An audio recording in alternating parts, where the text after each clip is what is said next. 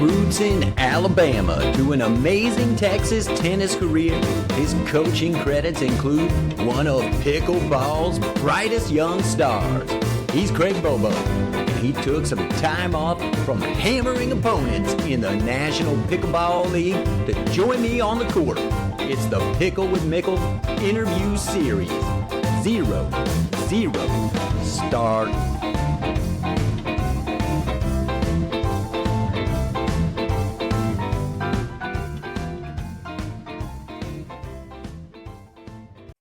Okay, and here we are, Craig Bobo joining me on my virtual court. Craig, awesome to have you join me today. We got through a little technical issues that we had to, but that's okay, right? We're distinguished technical professionals at this stages in our lives, and sometimes it takes an extra minute just to fine tune in all these high-tech gadgets. How are things in Austin? How are you today? Well, first of all, thanks for having me on. Second, giving me credit for technology is not the best thing to do, but you know what? Things are great in Austin. We thought we were going to catch part of Hurricane Beryl, and it's really tracking northeast through my hometown of Houston. They're getting hammered right now. No pun intended. We'll talk about the hammers later. But yeah, doing great. Perfect setup. I love the pun. Pun absolutely intended, and we'll get there. But we'll give just a moment of pause for the folks there in Houston. I saw big winds, rain coming through. Let's just hope that's all it does is it just blows through. People could kind of get through this thing and get back to normal there. It's always a pain when weather hits like that. I've lived in South Carolina before and had to deal with hurricanes. Here in Arizona, we deal with heat, and then we deal with monsoons. We deal with dust storms. It's just a whole different type of environment out here. Yeah, I agree. I mean, I spent a lot of years in Houston, went through a lot of hurricanes, and I was happy to move away from the heat and humidity and the hurricanes, but my heart is still there in Houston, not only on the pickleball court and NPL, but still have a lot of family and friends there as well. So sending out prayers to all of Houston right now. Fantastic. And you're a tried and true Texan, right? I mean, born in Texas, lived most of your life in Texas. Well, no, not necessarily. I was actually born in Murfreesboro, Tennessee. I came early. Tennessee, okay. I surprised my mom. She was up visiting one of her brothers, but my family is originally from Birmingham, Alabama, and I went to primary school there, to Briarwood Christian School in Birmingham, pretty famous Presbyterian private school, and that's really where I kind of started not only school, but started my first racket sport in tennis. And, okay, our whole family, most of our family is still back in Alabama. Okay. And so we're connecting the dots here, folks, because we're leading up to something very special. Craig Bobo joining me on the court, Pickle with Mickle interview series. We've got a lot to talk about. We're going to talk about some pickleball for sure. But I kind of on purpose wanted you to go ahead and say where you're originally from, back there in Alabama. Like I said, it's going to help us connect the dots to Roll Tide, roll, right? Roll damn tide. We're going to get there because there's some other interesting facts about Craig and some of his college football likes that I've got to get to. But first, we are on the court, Pickle with Mickle interview series. Thanks again so much for joining me. Craig, we're kind of a big deal here. How many podcasts have you had the pleasure of being on before joining me today? You were my second one. So certainly happy to be on here. I was on some tennis podcasts in the past, but in terms of pickle, this is my second one. All right. Love it. What was the first? Gosh, I knew you would ask me that. It was a while back, so I apologize. I did not get queued up for that one. That's okay. It was not the official podcast of the NPL, the National Pickleball League podcast, though. No. All right. On that. All right. I scooped you from them, right? I got to you first. I'm sure they'll want you on there soon. They're doing a great job. What's awesome is I need one more member of their show to join me on my show, and then I'll complete the whole circuit. I'll have each one of them have been on my show. I've talked with Rick and Jen and with David George, who I just saw did really well out in a tournament, and I just need to get Michael on. So it's a lot of fun. I love NPL, and I mean, I also like it that I saw something that an author. Let's talk about that real quick. You've authored a book? No, I've authored quite a few articles. Okay. I have looked at doing a book, but my first, I guess, diving into writing was in tennis about 30 years ago. And I had a student ask me, Mickle, Coach Craig, how do I determine what type of backswing I use, what type of footwork I use? And I said, very interesting. His name was Carlos Izagiri. And Carlos became a great junior player and then played it and got his education at MIT. Smart Awesome. kid. But I said, that's very interesting. Let me figure that out. And I had some great coaches and mentors in the tennis game that really helped me. But I went home and I drew a stick figure and I broke the body down into 3 zones. And so my first real writing was something called Zone 1, 2, 3 tennis methodology, and just breaking down posture, backswing, technique into 3 zones, with zone 1 being feet to knees, knees to shoulders, and then shoulders and above. And then I broke the court down as well. And so that was kind of my first writing.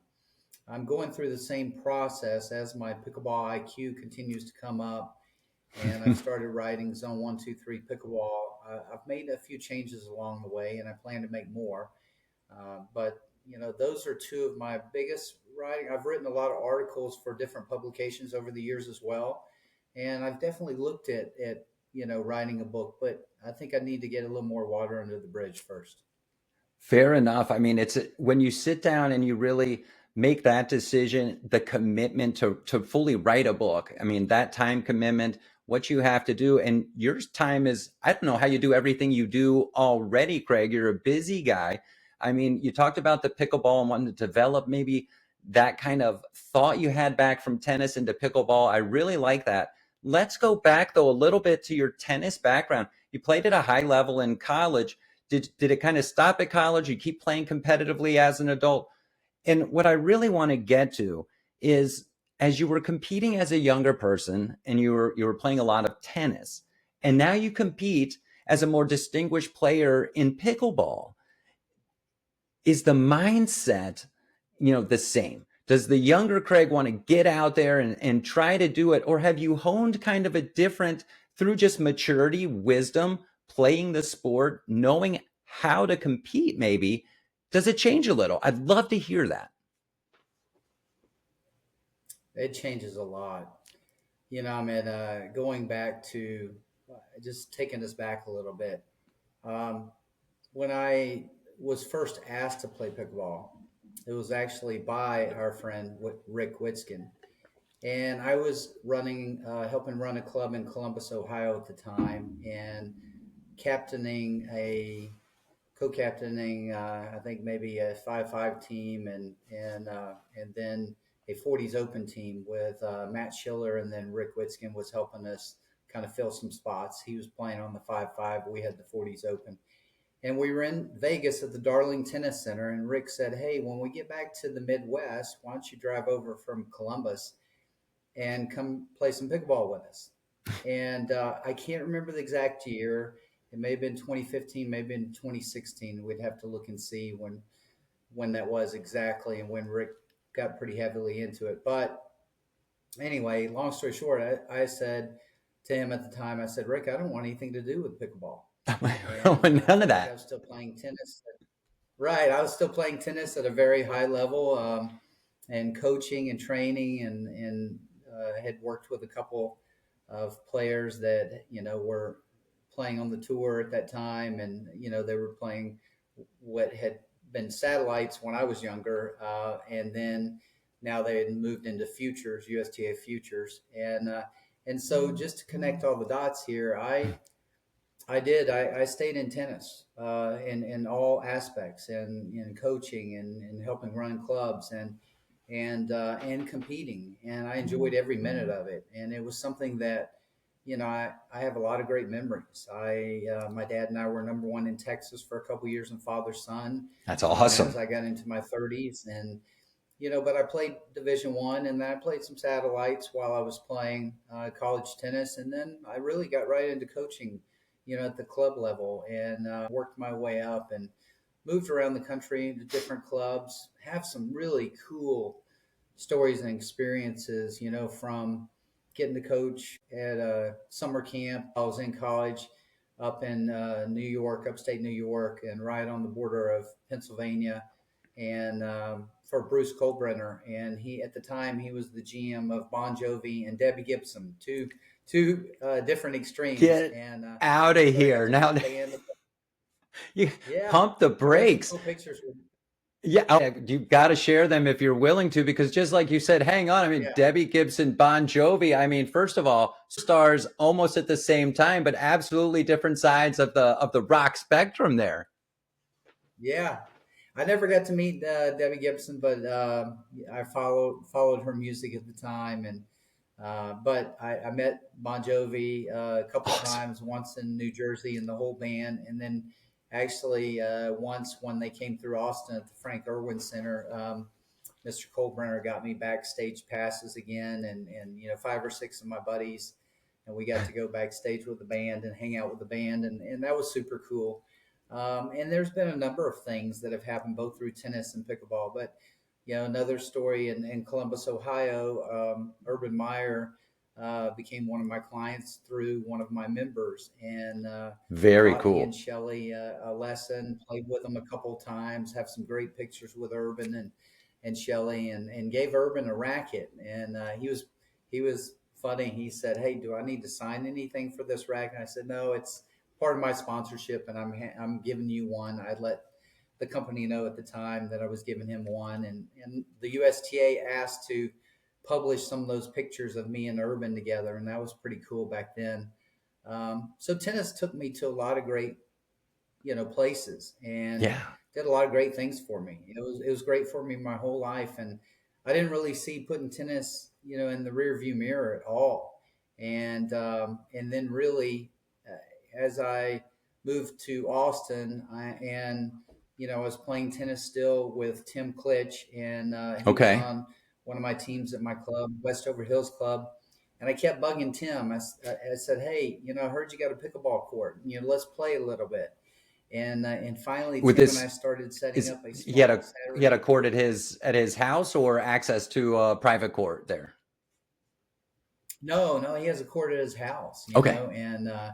and so we started playing on a regular basis on Saturdays, and that was kind of the start of something really special. So I give Tim a lot of credit there, and then I've had a lot of great influences along the way. But tennis was definitely number one, and it's still huge in my heart. And a lot of my tennis buddies give me a hard time that I've sold out tennis for pickleball, but I really haven't. I still teach some tennis and love the game. I'm not competing in tennis anymore. I've definitely laid that hat down, and I'm only competing in pickleball. I will say this interesting tip for you. I don't know if you've gotten this before. If you have anybody watching or that rewatches this podcast that is playing both, Yes. what I had to do to help me with that transition back and forth was I had to get a little bit lighter tennis racket, and then I had to put some lead tape and weigh my pickleball paddle down so they were very similar in weight, and that Very. really helped me with the transition back and forth I think that's between the an two excellent sports. tip because a lot of people that I run to, and Craig Bobo joining me, Pickle with Mickle interview series, have at least maybe some tennis background, maybe not to the extent of yourself or even some of the other folks that I've talked to on this show or even folks that I meet. But that's an interesting tip, right?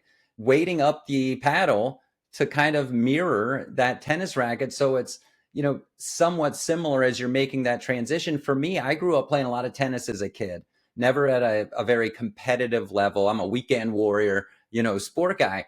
But the hardest thing for me still is reminding myself it's not a serve and volley game. It's a get to the net volley game. And I find myself staying back on the baseline sometimes like a moron, thinking I'm just going to back there and we're going to pound and rally. And it's like, stop, what are you doing? And so, but I think that's what's so fun about pickleball is that if you've never played tennis, okay. If you've never played a racket sport, fine. You can hop out on the pickleball court with some friends and start to have some fun. And before you know it, you get pickleball fever. And somebody like yourself, Craig, who has such a great background in tennis and competed at such a high level. Then you started doing the Saturday Pickle thing, and I think maybe the pickle fever caught in, and you found it. You said something special started, and now similar to how tennis was, and you're never going to be away from tennis. And I think the two sports certainly can run parallel. And I think we're going to see a lot of tennis good propelling pickleball towards the future. And I think it's great the way you said it because we see that in NPL, we see that on the pro tours, PPA, APP, a lot of tennis influence coming into the sport, and I do think it can help. And back to you, you connected even more dots. You were able to take some pictures and do some lessons with Urban Meyer. Is that what kicked in the Buckeye allegiance? Because Craig, I got to pump the brakes. I'm a college football guy too. And how can you roll Tide and go Buckeyes at the same time? It's not computing to me. I'm getting errors all over the place. Is that where it came from? Explain yourself, Craig Bobo. And where's your Texas college team? Yeah, I no, I I played at Texas State, what is now Texas State, and we had a great team, great memories there. I mean, one of my best memories is we were playing Rice at Rice, and they were 16 in the country. Turville was coaching them still. Larry Pearl was their number one player, and we lost all three doubles in 3 sets. That's when you still played, the full 2 out of 3 sets for doubles. We were down 3-0, and then we won 5 out of the 6 singles to get out of there with a win. And our coach Neil Kinlan, who was just an old ball coach that was assigned tennis. Okay. He was one of the old guard, and we walked out of that stadium, the Rice Tennis Stadium, and he said, "Boys, I want you to turn around. I want you to look at that stadium." And we said, "Yes, sir." And he said, "We'll never be invited back there again." And it was such a great memory for us. We had a great team. We won conference twice. We played some real competitive matches with UT and A&M at the time, and it was good stuff. I had a lot of offers all over. Decided to stay at what became home, Texas, and play here. I looked at some other schools like Ohio State and some other schools in the north and even Northwest. I mean, Oregon called me like crazy, and ESPN was just really getting big, and in the '80s, and I was like, where the heck is Oregon? And but all these are great schools that I've visited now, and so the tennis roots really treated me well, and connecting the dots to the college football. I'm a huge college football junkie, and growing up in Alabama, you become that way. Yeah. I remember going to my first Iron Bowl, Alabama Auburn game with my dad, and I was 3, and just getting the fever, and it was at Legion Field in Birmingham, which was historic at that time, and it was awesome. It was amazing. Bear Bryant was coaching. It was something that I got into as a kid. And another quick tennis story is, Auburn recruited me, and Hugh Thompson was coaching there at the time. And Hugh had been my coach in Birmingham before we moved to Texas. I was 10, and he kept up with my tennis and recruited me. And I had to call him and say, "Coach, I'm sorry, I can't come there. I'm too big of an Alabama fan. I can't do it. And I can't do my it. Auburn buddies are going to give me a hard time about this." I even have an Auburn teammate, Missy Grant, who's on the Hammers. Nice. And we go back and forth all the time. I'll say Roll Tide, she'll say War Eagle. War Eagle. And yeah. Anyway, it's battle even on the team there. Well, you'll get nothing. The dots to Ohio State. I'm sorry, but to connect the dots to Ohio State, when I moved to Columbus, I thought I'll never root for Ohio State. And then getting to meet Urban Meyer, I got into a couple games at the Horseshoe. One, I was in the club, and then one still at the 50-yard line, great seats. And the passion took over me there. I fell in love with the city. I fell in love with the community, and I fell in love with the campus. It's a gorgeous campus. I fell in love with everything about it. And I thought, you know what, I can root for them as long as they're not playing Alabama. All right. And so, I mean, obviously, I'm 1-1 since then, and ironically, you can look it up. When I moved to Columbus, and I had been there for a while, and then that first year they play each other in the playoffs, and that was the year Ohio State won the national championship, beat Alabama in the Haskins. semis. It was a great game.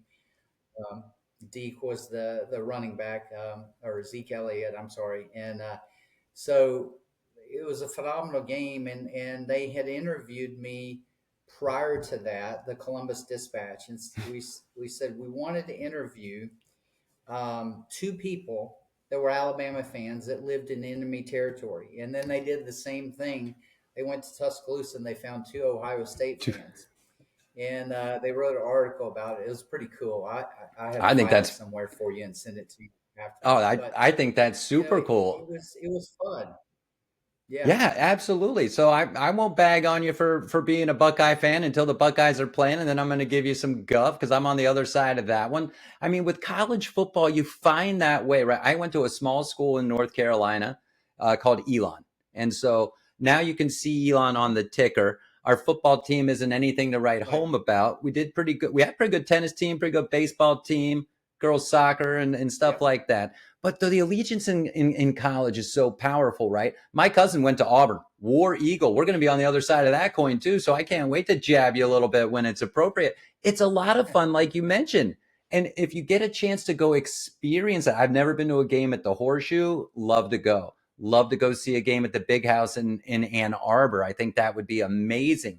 What I did get to do, Craig, is get this. I was at a whiteout. It was Penn State, Ohio State at Penn State. One of the most surreal experiences I have ever had with 109,000 people all dressed in Yep. white. Here's a tip for people if they ever go to that game. Make sure you've gone to the restroom before you sit down, because if you're going to get up and go, you better have a map to get back because you don't know where you're going. Everything looks the same. Everybody's all white. That's right. That has to be probably. I mean, it's got to be in the top three of environments in college football when they do the white out there. It's amazing to watch. I've never been there. I've been to Pennsylvania a lot. When I lived in Columbus, skied in Pennsylvania. Loved the state of Pennsylvania. Just flew back from Pittsburgh the other day after NPL. We went up and it was so nice and cool. It was Oh, 58 one morning and high 73. I fly back into Austin at 9:30 at night. It's 95 degrees. I'm like, my gosh, let's go back right. to Pittsburgh. So great. Pennsylvania, Ohio definitely have my heart. They're great areas. I see myself having a house there again one day. I went to high school in Pennsylvania, just over the Maryland border, a small boarding school called the Mercersburg Academy. Big swim factory. So I agree. I mean, Uh-huh. beautiful area up in there in Pennsylvania and back over in Ohio. There's just a lot of great area, and especially, I mean, 58, 7-3. Add those together. I think that's just a little higher than we'll get to here in Phoenix. And so it's always funny when you come back, like you said, it's 9 o'clock at night. I'm in the airport and I hit the heater. It's just the blast furnace comes on, or the blow dryer, as I Oh like to yeah. call it, because there's usually that little breeze at night. But it's all As fun. soon as you step into the jetway, you feel it. Absolutely. Absolutely. And so this year, I mean, big college football year, Bama going to be there. I mean, no more Saban. Quick thoughts on Alabama this year from Craig Bobo. I really like what Callan DeBoer's done. He's won everywhere he's been, and they've got a deep and talented team this year. I think they really have to answer the bell early against Georgia, and that's going to be a tough game. And we'll find out really, I think, what Alabama's made of in that game. And as long as I think as long as they go 10-2 with the schedule they have this year, I think they would make the playoffs, and then they could do some damage. But yeah, they have a tough schedule to navigate. I am partial. I really am a huge Milroe fan. I think he's overcome so much, just like some of their prior quarterbacks, Mm-hmm. and have been some great stories. And so I'm anxious to see how they do as well. And that second game of the year, if you look at their schedule, they go to Camp Randall at Wisconsin, and Big one. obviously that's going to be another tough game. Even if people say Wisconsin's not, it's not going to be one of their high years, so to speak. They're always tough, and it's a tough environment up there. And so, I have to say, I have to send to my good friend Dave Weinbach, roll tide, baby, There you go. There you go. No, because keep he's a it Badger. going. Yeah, the Badger. I know. Keep it going. Always keep those rivalries going. Perfect segue to get into some NPL, right? I'm looking at it right here. League standings, Hammers on top. Iconics tied up there with you. You guys are out to a 7-1 start, Craig. That's pretty awesome. 2 events in. Our next event is going to be, is it next week in Cincinnati? Did I get that right? Or is it 2 weeks? It's not this coming weekend. It's the following weekend in Cincinnati. In Cincinnati, right. So let's just talk about this NPL. Were you a member of the NPL last year, or is this your first year in? I wasn't, and it's something that I was making a transition and a pivot in the club industry, and making a move in my career. And even though I wanted to play the first year, I just had too much on my plate. And I told Rick that, and because Rick had let me know that that it was going to happen. And Mhm. even before they really made the announcement, he said, "Hey, keep your eye out. We got some things working." And then I just couldn't make it happen. And then this year, um, even though I knew it would be a struggle, I knew I didn't want to miss it. Okay. And that FOMO, fear of missing out. And Yeah. there were too many people that told me great stories of how it had benefited them and their game and the connections that they made. And so, I'm not going to lie. I mean, it's been a little nerve wracking the first couple, and it's reminded me of really my roots, and it's reminded me of my college tennis days as well. And we have a team that's really bonded well together and gelling well. But we had one of our star players out last month, and then we had another player go down during the weekend, Ooh. and now is having shoulder surgery, and so he's out the rest of the season. And we bonded together, and we still got silver the second weekend, and that was such an overcoming for our team. And we have done a lot of team building exercises. I really have to give our ownership huge props. Awesome. They have done an amazing job with the whole Hammer organization. It's, I don't know if you want me to call out all the owners, but man, they have Pump them done up. just an amazing job. Yeah, I mean, Amy Blumrosen, she's an owner and player, and Romy Maxey, he has done an amazing job with the draft and with kind of coaching the team up. And then you have Hugh Zhang, who actually stepped in as an owner and played one mixed match and got a W. And he jumped up there in the duper, and that was a big win against Princeton. And then we have Hal Martin. We have a couple other owners as well, but those are the four major ones. And then they've really connected us with a lot of companies as well, and they take care of us. I mean, we go into each weekend not really expecting anything, but man, they take us to great restaurants. They feed us. They just take care of us. It's been a great experience. And this next competition is going to be our toughest one so far for several reasons. Number one, Yeah, lay it we out. backed up what we did winning gold in the first weekend. And I will say this: the Denver Iconics, they did an amazing job. They won. They won Columbus. We played them, and they're going to be anxious to play us again. We played them in Chicago, and we beat them maybe 8-4. We beat them, pretty handily. And I say You can that say it. in You can say you respect. stomped on them. You hammered them. I've got a lot of friends on the Iconic team, and It's okay. and I know Scott and Chad will probably give me a hard time, and some of the others. But the bottom line is, We actually are in sole first place from not only match differential at 7-1, if you look at the second and third columns, but then we also have a head-to-head win over them. So we do have a target on our back as we progress through the season now. Number one. Number two, we overcame a lot and then still got silver. And we had a lead, myself included, and several of our other stars in the match against Kansas City. And I give my friend David George a lot of props because David talks a lot of smack on the podcast. And I love how he does the smack talking because he also came back and he allowed us to do a picture with him with a hammer over his head in Columbus saying and our saying was overrated, and we had the hammer above him. So he was a great sport about that. And That's David's been a awesome. good friend.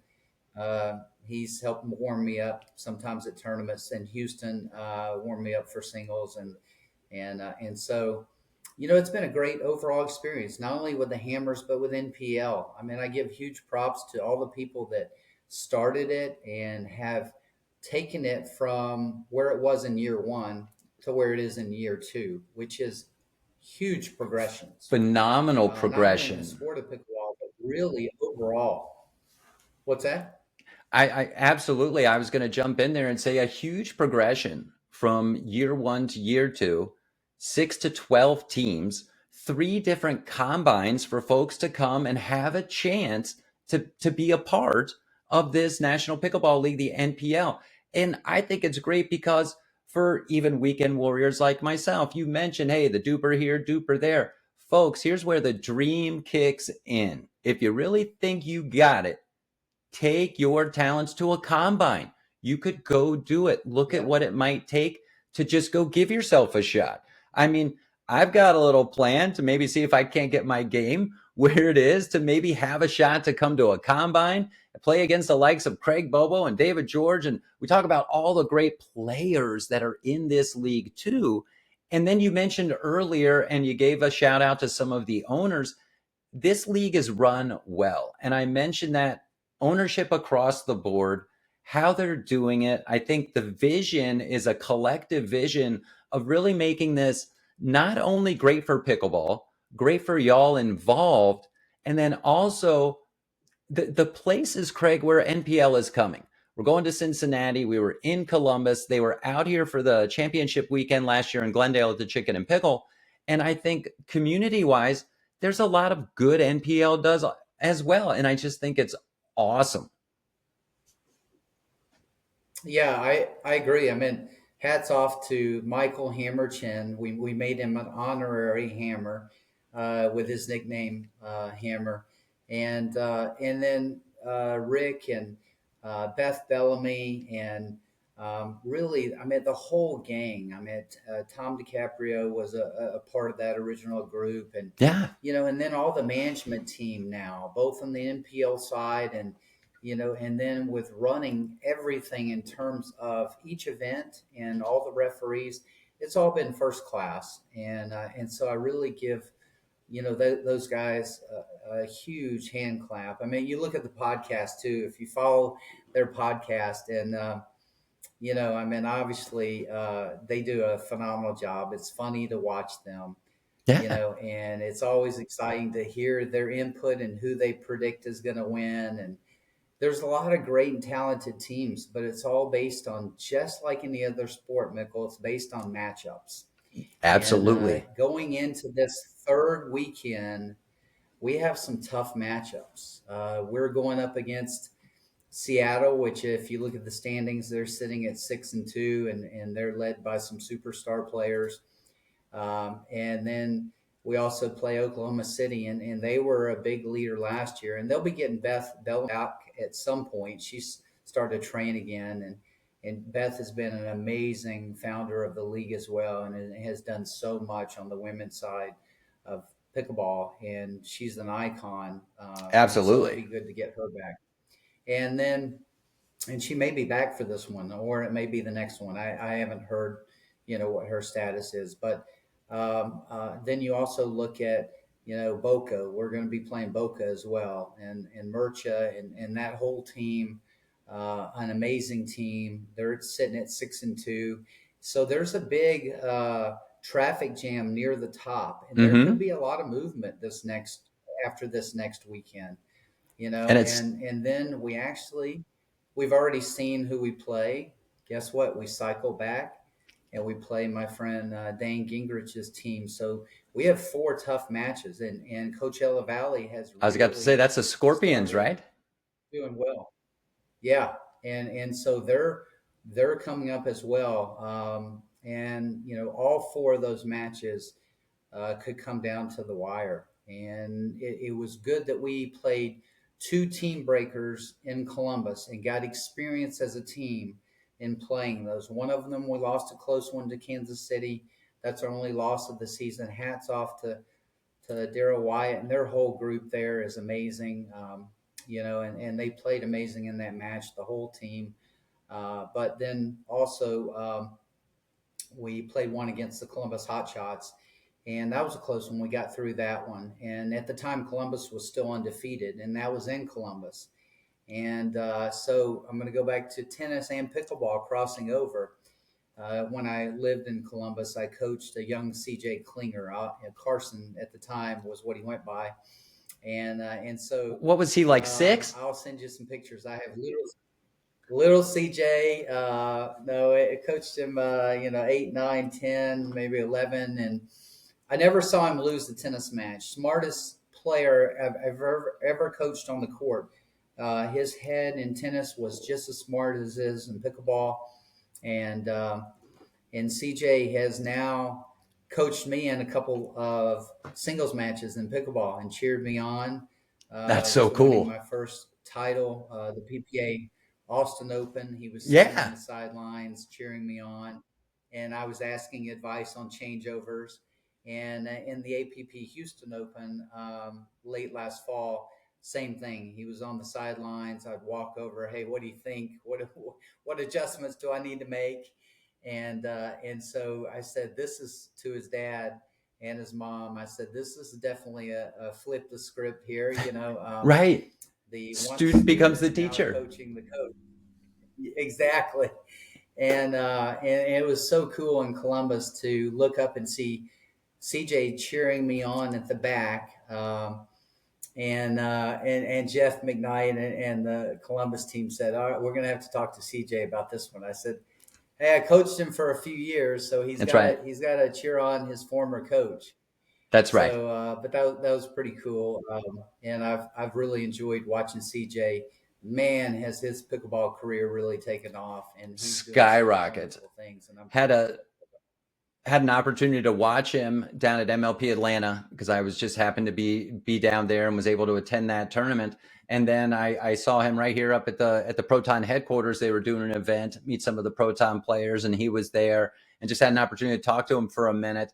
I mean, great young kid. And to your point, I mean, watch out, folks, because you're going to hear the name, see him. He can play some pickleball, and it's only just a matter of time before he takes that next breakthrough.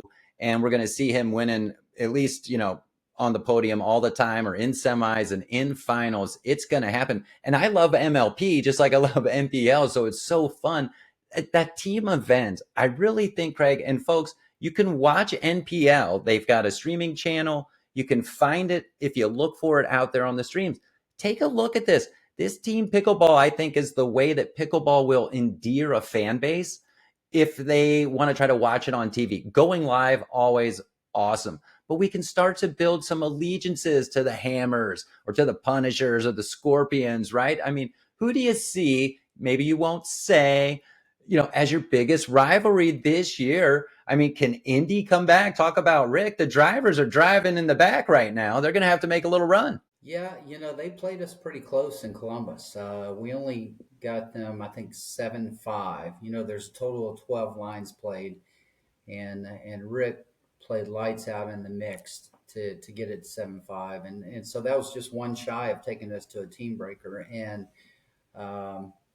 so I can see them continuing to grow and make adjustments, and their players continuing to come up. I think any team out there really has the capability, and it's not.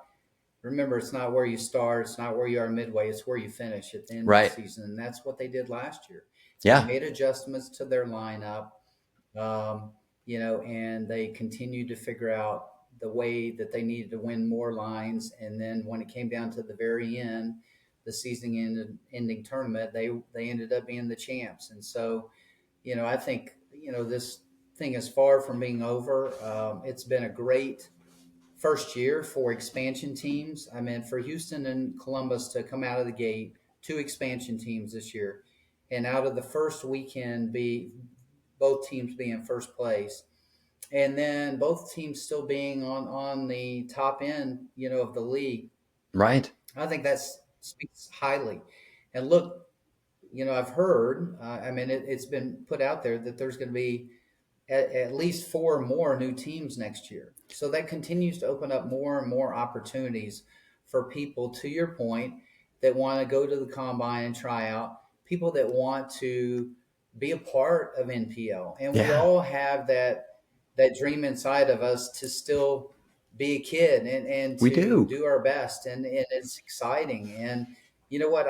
I'm having to work harder, Mickle, than I ever have before, because here is my transition. And you will relate to this, but a lot of other people watching will relate to this. As a tennis player coming in, I rose pretty quickly because I was a banger and I could hit through a lot of lower level people. However, then I remember I had a conversation with Rick, Yeah. and Rick was playing, I think, in the Palm Desert Open. He said, "Hey, I can call you in a few minutes." He was taking an Uber from the hotel. He called me. We had about a 15-minute conversation, and he said, "Craig, go ahead and jump up and play 5-0 and start playing some senior pro. And even if you take some losses," he said, "you're going to have more fun, and you're going to start to increase your pickleball IQ." Yeah. And man, early on, I would set up for that drive, and these guys that I didn't know at the time that I'm playing in 5-0 or senior pro would get the biggest grin on their face, just be standing there with their paddle, Just ready. ready to take me or my partner's toenails out and give us a pedicure. And I learned very quickly, okay, everybody at this level has some sort of athletic skills. And that's the Right. great thing about pickleball. It's not just tennis players come over. It's racquetball players. It's table tennis players. It's baseball players. It's football players. It's players from all sports, and Yeah. they all play a little bit differently. I mean, look, Danny Werfel, Heisman Trophy winning Yes. quarterback, is in the NPL league, and Yes. he's a stud. He's getting better every week that he plays because he's using his great athleticism, and now he's getting his pickleball mind. He's getting trained by the players on his team. Yeah. He's getting experience, and he's coming up quickly. But you see so many stories like that, and that's so exciting. It Going is. back, I remember talking to Rick, and Rick just said, "Take your lumps and get your education. It'll take you a little while, but you're going to be a lot more challenged and have more fun rather than just playing 4 or 5." And so I wasn't about the medals. I told him, I said, I want to play at the highest level that I can play for as long as I play till I naturally start coming down due to, age and getting a step slower. And so that's the philosophy that I've taken. And, So great. and Yeah. so far it's been good. But right now I went from being a banger to pretty much all soft game, dropping, and then I would speed up at the wrong times. That was still my weakness. And now I'm going through another change. I give credit to several players, but a lot of people have worked with me along the way, whether it's by conversation or whether it's on the court. Mm-hmm. Scott Moore has become a very good friend of mine, and Awesome. has helped me. And but Helen Wilhelm, who is on our team, I asked her some questions at this last event, and she said, Okay. "Craig, you've got such a good drive," and Sherry Corder, same thing. tone your drive down a little bit, but don't be afraid to getting back to being aggressive if that's your nature on the right balls. And she said, I went through this phase. She was telling me this, Mickle, where I I was driving, then I tried to do the soft game, and then I kind of lost my identity a little bit, and I didn't know what to do at times, whether it was drive or soft game, and so I've really learned through Scott and so many others, and through coaching myself now, how important it is to have an identity that you play by, and that you have an identity of when you're going to drop and when you're Yeah. going to dink, but that you also know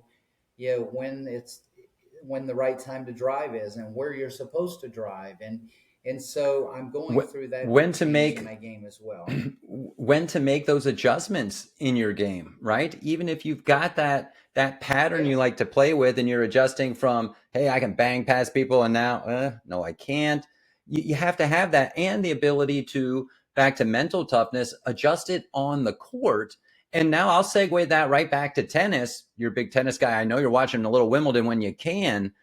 I didn't see much adjustment yeah. from Coco Gauff in her match. And I saw a lot of frustration from her. That aside, do you have a prediction for Wimbledon winners? Can you give me a prediction? Gosh, let me think about that one, and I'll circle back with you before we finish. All right, we'll come back to it. I We're mean, going to it, go ahead. how can you? I'll say this on the guy side: it's pretty tough um, to not try to pick Alcaraz or Djokovic, But Well, that was my not so um, bold you prediction was know, Djokovic. yeah.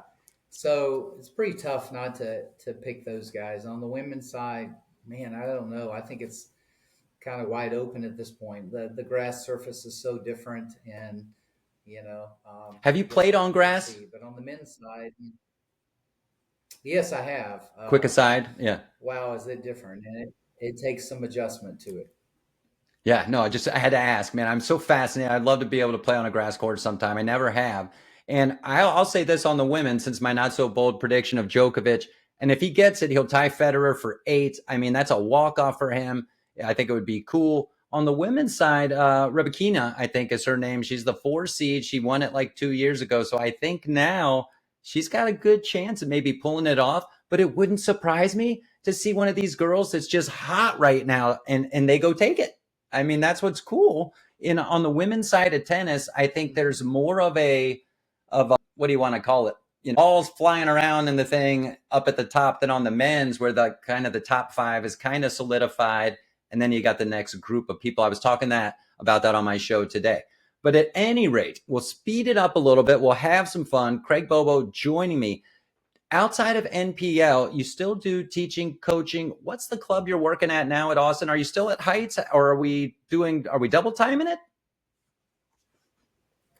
Yeah, it's I had 15 great months as GM at Heights, and I've made a transition recently into coaching more and competing more, training more, and so yeah, I'm still doing some things at Heights, and very appreciative of all the Heights ownership, and the Wilcoxes and Samples, and they have a new partner now as well, Joe Hill, and I'm still there at least 3 days a week, 4 days a week on weeks where I'm not traveling and competing. But also, we've built a court literally stone's throw out my front door here to the side, and our neighbor built a court as well. So I have access to 2 courts right next to my house, and Awesome. it's great. I can walk out and I can train and I can coach, and so I'm also really enjoying.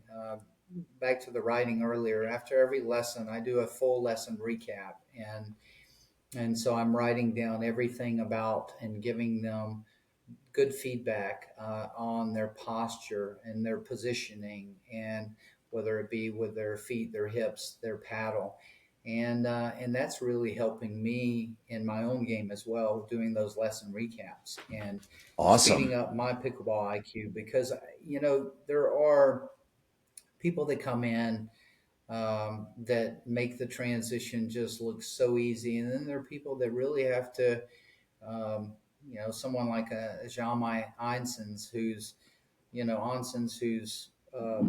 just come in and taken the pickleball world by storm in so many facets. And he's got great height and great movement, and was top 30 in the world at one time on the ATP Pro Tour. And then you have a lot of people it's just a step by step, you know, for them moving forward. And I'm kind of in that process right now. And to your point, I'll give David George a big thumbs up and hand clap. He had a great event in Newport, All right. but it was followed up by a great event in Columbus where he and his partner Scott Moore on our Oh, team, and Rich Lopez, and really kind of helped take them to the team breaker against us. And so, he has really made some great steps forward in his game, and I see that happening in so many people's games.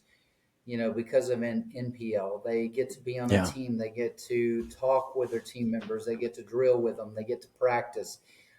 They even formed some partnerships, and he formed a partnership with one of his Kansas City Stingers and Darrell Wyatt, and they went out to Newport and they knocked off several of the big dogs, Yeah. and ended up winning gold. So there's a lot of great stories happening like that in pickleball right now, and it's happening in senior pro, it's happening in amateur, but it's also happening in open pro, both on PPA and APP Absolutely. tours. So there's so many great things happening in the world of pickleball, and it's moving so fast that people have a hard time keeping up with what's going on. I mean, you know, who are the top dogs in APP and who are the top dogs in PPA, and then you got this new senior pro tour, and Right. Matthias and Dave Furman founded it, and I've helped them out with some of that, and I'm going to be kind of hosting an Albuquerque event. It'll be the first senior pro tour in Albuquerque coming up in Okay. September 20th through the 22nd, and we hosted one at Heights last year, and Fantastic. so those people have become great friends of mine in multiple ways and have encouraged me. Matthias is someone I can call and talk to anytime, whether it's about singles and what I need to be doing in my game, or whether it's about the senior pro tour, or whether it's That's about it. A some of the great struggles resource, going on in the tour. right? To have in your We have back different pocket. tours kind of battling against each other. Yeah, great resources to have there to be able to poach some of their expertise, always improving that pickleball IQ, as you mentioned, NPL, great. And you said it, it's a fast growing sport. There is a lot of great play on all these other tours. That's why people got to stay on the court with me too, because I'm going to keep them in the know. I'm here with Craig Bobo. I'm having a great time. Got a few little fun questions before I let you go. So, who was your favorite band growing up? Well, I'd have to say that was Bon Jovi because I got to meet and spend time with him. Can Bon I got Jovi some cool pickle? pictures with him too. I don't know. I don't know. We I haven't run into him in years. Obviously, he's kept himself relevant and done a lot of great things. But we'd it'd have to be see nice it. to see him do some pickling. I think it'd be great. Arnold or Sly? Who's your guy? Wow, that's a tough question. I mean, they both played some great roles. I'd have to say Sly with Rocky. All right. Yeah, you really can't lose. I just like to throw it out there. Now, when we're having a barbecue with Craig Bobo, what kind of grill do you go to? Gosh, just an old fashioned pit with charcoal in it. I mean, I think that's Charcoal the guy. best. All That's right. that Southern way. Love it. Yeah. I love it. Craig, I have had a great time with you here on the Core Pickle with Mickle interview series. I hope you have had too. Gained a lot of insight to the NPL. And I appreciate you talking a little bit about that mental part of the game and how, being so successful as a younger person in tennis and tennis and pickleball can coexist, folks. You heard it right here from Craig. And you can use some of that tennis as you're learning pickleball. But there is a big, wide open court for Craig Bobo in this pickleball verse, in the pickle verse. He's a teacher, he's a player, he's doing a lot of great things Follow him out there on the socials. You better follow the Houston Hammers or I might come after you. Just kidding. Craig, thanks again. Anything else you might want to plug on your way out? Anyone you want to say hi to? Well, I just have to say on my way out, thank you for having me on. It's been a blast. It's been a pleasure. Hope you'll have me back again sometime. There's a lot more that we can talk about that we didn't get to this time. And I just have to tell everybody, hey, just keep plugging along. It's going to be day by day. You'll have some good days, some bad days. You're going to have some days where you want to throw every paddle you got away, where you want to smash them. But keep having fun with it. And the greatest thing about pickleball is that it's multi-generational, it's social, and then you have the competitive side of it as well, which we've been talking about quite a bit. But that is why pickleball is growing so fast, is it attracts so many people. I was just in Ohio and playing in the driveway with a makeshift net tied to two like volleyball tires with family, teaching them the game. And you can draw it on your driveway. There's so many great things about pickleball that we could talk about for hours and hours. And then I'm thankful for those that have paved the way, and those that are continuing to lead the way. And just give those guys a big plug as well. NPL, they're doing a great job. The Hammers organization is doing a great job. So I have to ask you how much homework you've done. What time is it, Mickle? Hammer time. It's hammer time. And that's right. I have to give you a roll tide. And I have to give you a roll tide on the way out. That was so much fun. Craig, this is the beginning of a wonderful friendship. War Eagle! Get out there and hammer them in Cincinnati. You can follow the Hammers and all the NPL action at nplpickleball.com. Follow Craig out there on the socials. Stay safe, stay hydrated. I'll see all y'all next time for more